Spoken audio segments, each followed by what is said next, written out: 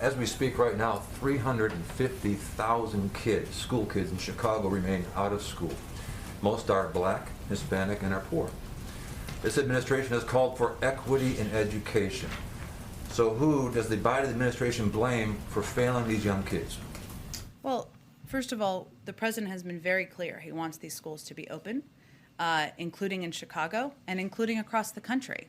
That we took steps early on in the pandemic, even against skeptics who didn't think we needed this funding in the American Rescue Plan, to pass $130 billion that has already been distributed to states and gone to many schools across the country to put in place mitigation measures. It hasn't been applied everywhere, but a lot of states have used this and a lot of communities have used this very effectively. So he would like to see schools open.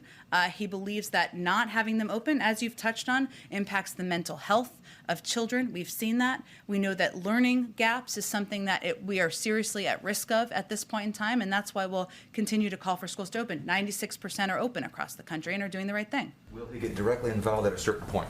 How many days have to go by before he jumps in?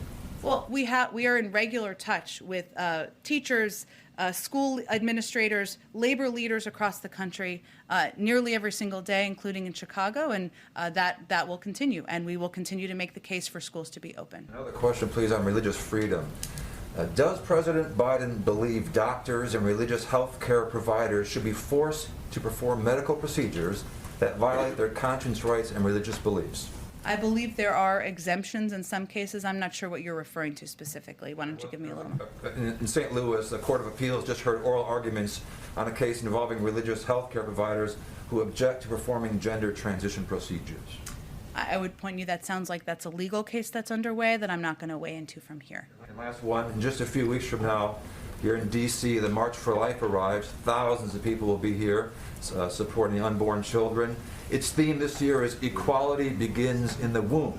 This administration talks a lot about equality. Does the president agree with that statement? The president believes in a woman's right to choose. I think you're very familiar with his position on this issue.